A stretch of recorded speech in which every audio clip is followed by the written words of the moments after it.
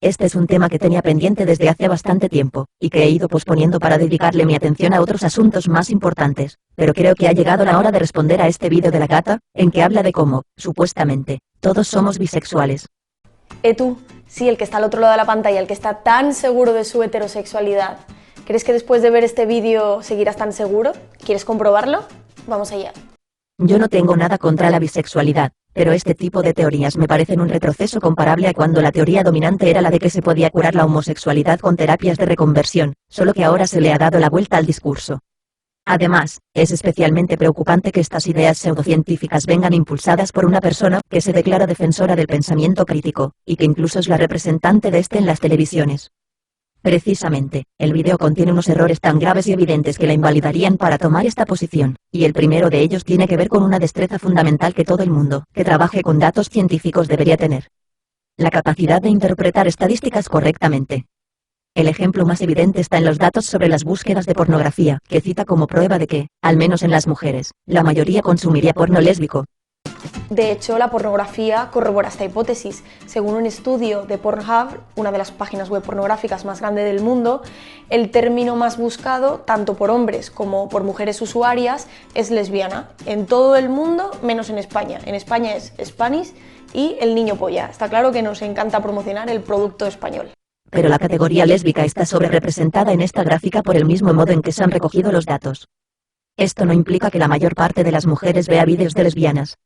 La aparente popularidad de los vídeos de lesbianas viene dada por el hecho de que todas las prácticas lésbicas están agrupadas en una sola categoría, mientras que las prácticas heterosexuales están fragmentadas entre todas las demás categorías. Si sumamos todas las categorías heterosexuales del estudio y las comparamos con los vídeos lésbicos vistos, de pronto, esta aparente mayoría de lesbianas se esfuma como por arte de magia. Dicho de otro modo, este dato no es una prueba a favor de la posición de la gata, sino en contra, porque cada categoría debe compararse con sus iguales. Otra muestra de mala ciencia la encontramos en la propia encuesta que ella misma diseñó para este video. ¿Qué porcentaje de personas heterosexuales reales hay?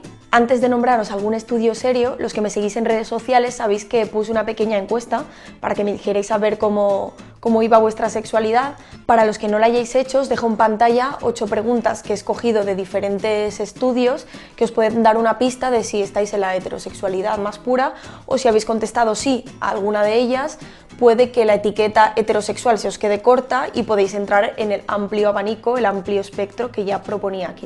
Si nos detenemos a observar estas preguntas, y teniendo en cuenta que contestar afirmativamente a una sola de ellas es ya suficiente para ser clasificado como bisexual, empiezan a resultar evidentes los fallos metodológicos de la encuesta.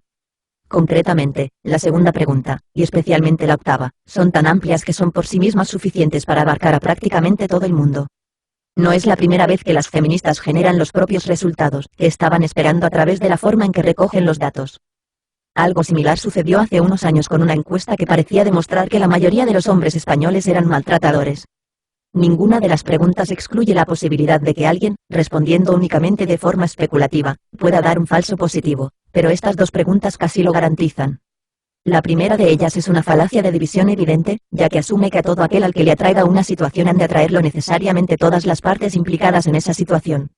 La segunda es un juicio sobre un hecho científico, y por tanto, nada tiene que ver con tu posible orientación sexual.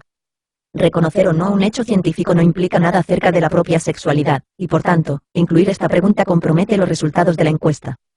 Por otra parte, los resultados también quedan en cuestión por el sesgo selectivo que supone haber hecho la encuesta entre sus propios seguidores de Twitter.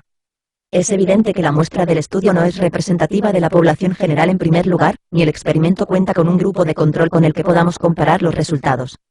Por si esto fuera poco, cita también otro estudio, que al ser interpretado de manera tendenciosa, supone el mayor tropiezo del video. El estudio más aclamado sobre este tema es el de la Universidad de Essex, que monitoreó a 500 hombres y mujeres de todas las orientaciones sexuales, concluyendo sobre todo que todas las mujeres son o lesbianas o bisexuales. ¿Por qué? Porque todas las mujeres, incluso las que se consideraban heterosexuales, se excitaban al ver imágenes tanto de mujeres como de hombres, sentían la misma reacción sexual.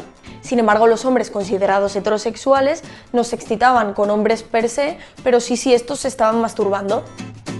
En primer lugar, la gata pretende que esta sea una prueba de que todos somos bisexuales, pero el propio artículo la contradice al mencionar explícitamente que los efectos observados no se dan en los hombres, sino que se restringen a las mujeres.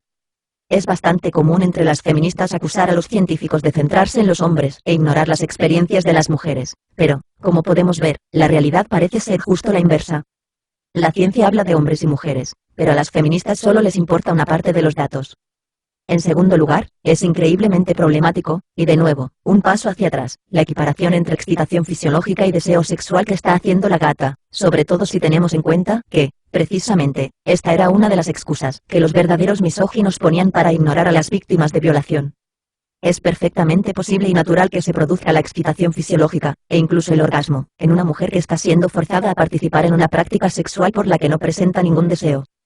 El mismo estudio citado menciona este punto, recalcando que esta independencia entre las reacciones físicas y mentales evolucionó como una manera de proteger a las mujeres de sufrir daños físicos en caso de agresión sexual. Esto quiere decir que la respuesta genital que medía el estudio en las mujeres no puede interpretarse como una señal de deseo sexual, sino que ésta se produce ante cualquier estímulo erótico de manera automática. Tomando esto en consideración, junto con los datos de los hombres y los de las mujeres lesbianas, los datos parecen indicar un patrón claramente opuesto a la interpretación de que todos somos bisexuales. Todo esto enlaza con una tendencia propia de la gata hacia ignorar todo aquello que no le interesa, y no solo en relación con el estudio anterior. Con tal de defender la obsoleta hipótesis de la tabula rasa, que ya habíamos refutado en un vídeo anterior, llega a rechazar estudios científicos perfectamente válidos de una manera muy contraria al pensamiento crítico que predica, y sin dar ningún argumento, excepto el estado emocional que le producen sus conclusiones. En otro estudio, los investigadores encuestaron a más de 1.500 hombres y mujeres heterosexuales, concluyendo que la mitad de los varones más o menos se sentían excitados ante la idea de que su pareja mujer tuviera relaciones con otras mujeres, frente al 8% de mujeres que se podía sentir más o menos atraída con que su pareja tuviera relaciones con otros hombres. Estos mismos investigadores aventuraron que puede ser algo evolutivo, que quiere decir que nuestros antepasados varones se sentían menos amenazados ante la idea de que su pareja tuviera relaciones con otras mujeres, porque así se aseguraban de que la descendencia era solo suya y no de otros hombres. Pero a mí esta teoría no me acaba de apasionar porque me parece bastante falocéntrica, que parece que las mujeres solo hagamos cosas y solo existamos en relación a los hombres, así que no sé. Hemos visto que, hasta ahora, todas las pruebas que la gata ha presentado a su favor han resultado hablar en su contra una vez que son tomadas de manera rigurosa. Hemos visto, también, que soportando tales conclusiones, ha mostrado su incapacidad para el diseño metodológico, para la interpretación de conclusiones y para la lectura de datos. Habilidades que todo representante de la ciencia debería tener.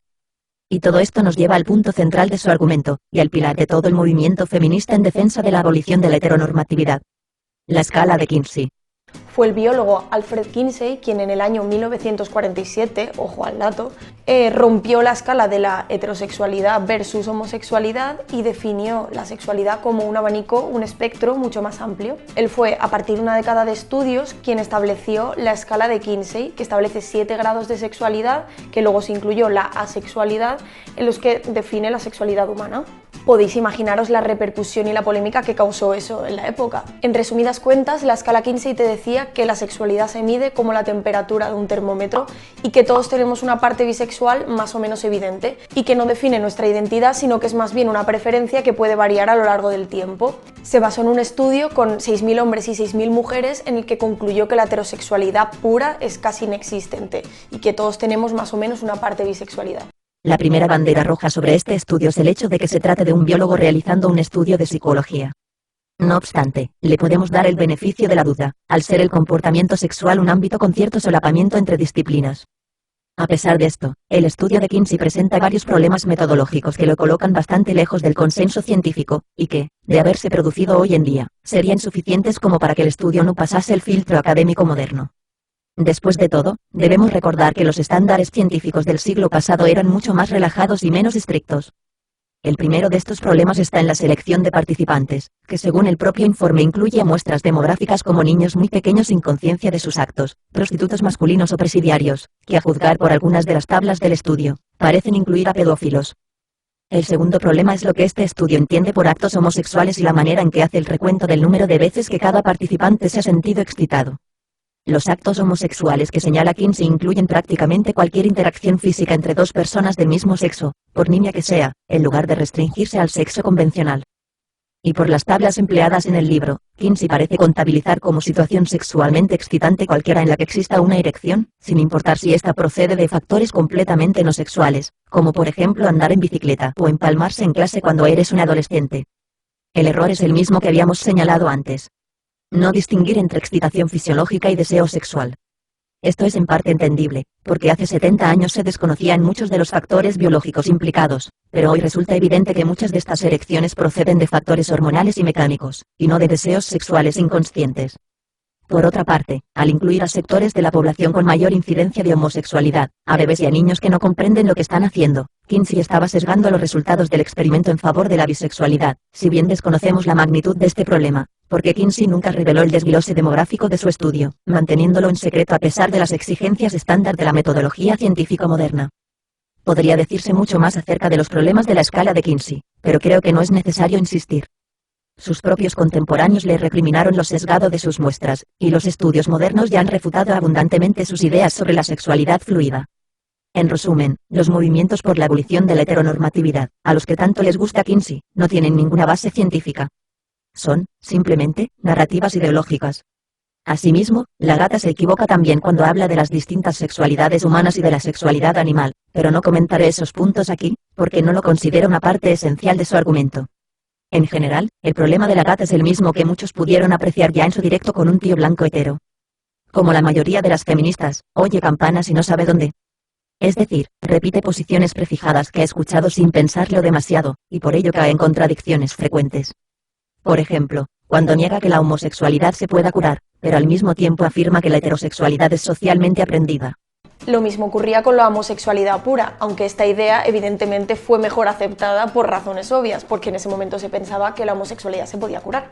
¿O realmente es que los hombres han sido vetados a lo largo de su vida y desde la infancia para no mostrar esos sentimientos o no mostrar esas emociones y afectos hacia otros hombres? Por lo que eso podría ser una posible explicación de esta masculinidad, esta virilidad que le impide a los hombres sentir esa mayor flexibilidad sexual. Esta contradicción procede de sostener, al mismo tiempo, las interpretaciones de la comunidad homosexual y del movimiento feminista, que son esencialmente opuestas. Pero como ya habíamos explicado en la construcción del enemigo común, eran los homosexuales, y no las feministas, quienes estaban en lo cierto. Por ello, es especialmente trágico que tuviesen que subordinar su discurso a la errónea ideología de género, para conseguir el impacto social que han tenido. Pero si nos atenemos a los datos científicos, está bastante claro que la sexualidad viene determinada en su mayor parte por la biología. No todo el mundo es bisexual, y me parece absurdo pretender discutir esto, especialmente si para ello vamos a tener que recurrir al revisionismo histórico. El ambiente en el que el ser humano evolucionó era un entorno brutal hasta hace bien poco, no un lugar en el que explorar tu sexualidad y celebrar la diversidad de la comunidad homosexual. En el entorno natural, existían importantes penalizaciones hacia los comportamientos sexuales contemporáneos, y pretender ignorar esto, no es más que un lisencoísmo moderno. Por eso, quienes quieran defender al mismo tiempo las ideas feministas y los derechos de los homosexuales, deberían plantearse primero si creen que la sexualidad la determina la biología o la socialización.